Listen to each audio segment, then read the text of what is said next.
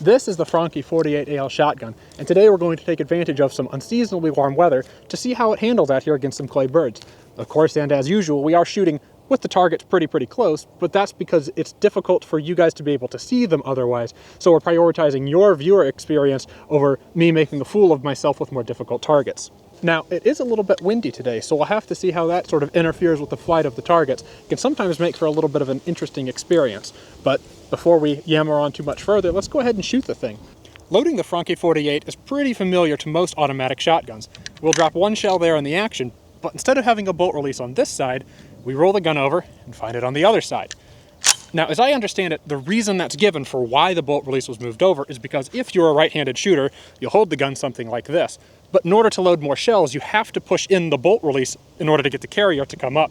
So, as a right-handed shooter, you'll take the gun, roll it over, take your left hand to push the button in, and then put a shell in with your right hand. This is a little bit awkward and sort of necessitates a shuffling of the hands, whereas having the bolt release on the other side of the gun lets you take your trigger hand to just come forward, hold the button in, and either roll the gun over and put a shell in, or just with your left hand, come from underneath and put a shell in that way. I think I actually like this. It's a little bit more ergonomic this way if you're a right-handed shooter.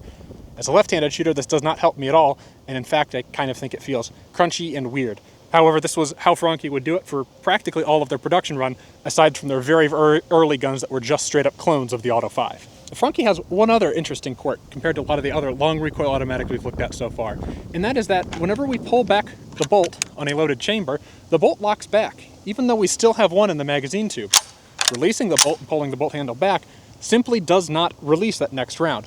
And this is because the way that the Franchi decided to handle shell tendering is that by default the magazine is cut off until the barrel reciprocates. Because of this, you're able to pull the bolt back and not get a round to feed because the barrel has to reciprocate to get that round out of the magazine. This is a very interesting system. I don't know that I prefer it. However, the supposed advantage here is that you don't need an independent magazine cutoff like the Brownings had. You have a magazine cutoff that's always on, because in the eyes of Franchi, and in fact this is probably pretty good logic, in the eyes of Franchi, anytime that you're needing to manually extract a round with a shotgun that's sort of intended for hunting at some rate, you're wanting to get the gun empty without feeding what's left in the magazine, so you don't have to go ka-chunk, ka-chunk, ka-chunk, ka-chunk over and over again. So this was sort of deemed a feature. It's sort of weird. It's not something that's entirely customary, and if you're not really used to Franchis, and you've got some in the magazine to jack the bolt back, you'll sit there looking, because it doesn't have a button like the Berettas to release that shell. You're just sort of like, how do I get those out? Well, you can get them out by closing the bolt, holding the mag or the bolt release in, pushing the follower up, and then pushing over on the shell stop. That will get your shells out of the gun. It's just not a very conventional way of doing that. However, that's more than enough yammering about the gun. Let's go ahead, load it as a left-handed person, and then see what it can do against some of these targets. This gun does have a 3-shot limiter in it currently, just because that's sort of funny, but we'll go ahead, shoot a couple of our wildlife-protected birds here with no more than 3 rounds in the gun, and then maybe talk a little bit more about how it actually feels to shoot.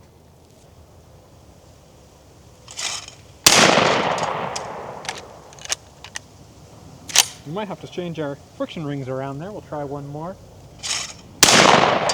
Yep, our friction rings are not set up correctly. Go ahead and close that one up. There we go. So as you guys could see there, it was only that last round that actually managed to eject. So I'm going to check the configuration of the friction rings because I probably have it set up for heavy loads. And today we are shooting some 1-ounce lights.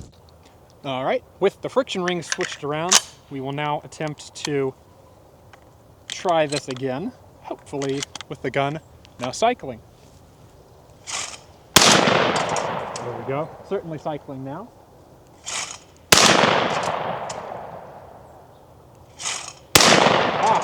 Shot ahead of that last one there. You guys might be able to see that on the camera. But overall, it is a very comfortable gun to shoot. Recoil is sharp, and people complain about that with these. However, the sharpness of the recoil should be understood that this is also a really really light gun. However, that said, comparing this to the the super lightweight Browning Auto 5s, the super lightweight is slightly lighter than this gun, and I think it shoots smoother. That may just come down to a friction ring thing. That may come down to just how the parts fit together. Everything in the Franchi is just a little bit looser, a little bit rougher, not quite as smooth as the super lightweight, and that can also contribute to that sort of more snappy feeling. However, I mean, as you guys saw, the gun does just shoot good. All right, let's try us 3 more rounds here. And with these 3 rounds, we'll try holding the gun at sort of a low ready position, so sort of not mounting the gun. Because one of the advantages of having such a light gun is A, it's lighter to carry, but then B, typically it's a little bit easier to get in your shoulder in a snap, which is important whenever you're doing sort of things with shotguns where you don't just walk around with the gun mounted constantly, like hunting. There we go. All right.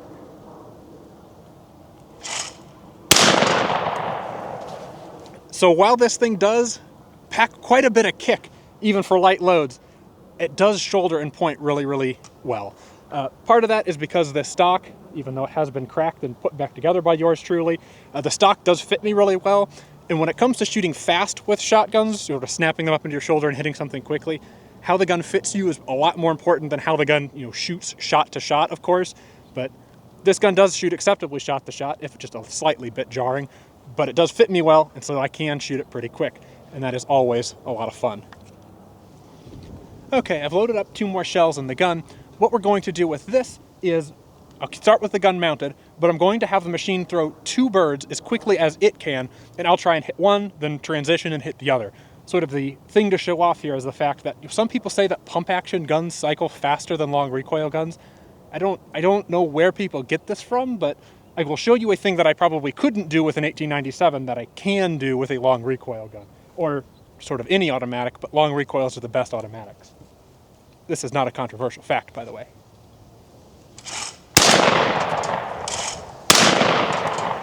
All right, with the slow as the machine cycled, you probably could have done that with the pump action, but you'd be going pretty fast, right? You'd be pushing yourself with the pump action. With an automatic, that's like whatever. And because it was only 2 birds, right, you could have done that with an over-under or a double gun, but imagine it was 3.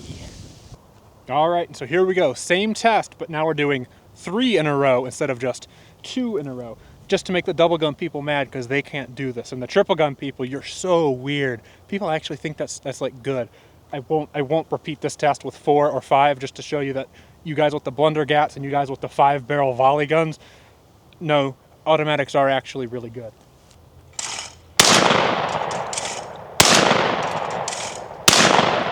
I mean, it doesn't get a whole lot easier than that. Great shooting little gun here. Not a whole lot else to really say about it besides that. It does what it needs to, and it does it well. These things can be found pretty affordably in the US, used. But again, if you guys are curious about that or curious more about the inner workings, I have a long-form video where we take this particular gun apart, look at its inner workings, discuss it, and then the weaknesses of the Franchi 48, because it is not a perfect shotgun by any means. Now, if you guys are curious about that video, you can go and check it out. If you'd like to support me in making more sorts of videos like that, I do have a Patreon. You can see that in the description. If you're watching this on YouTube, there's the YouTube video section, and then there's the description, and then below that is the people saying dumb things in the cope section. It's that middle section there. You can go and support me there on a Patreon that way. And with that said, I think we'll get a couple of slow-mo shots out of this thing and then send you guys on your way.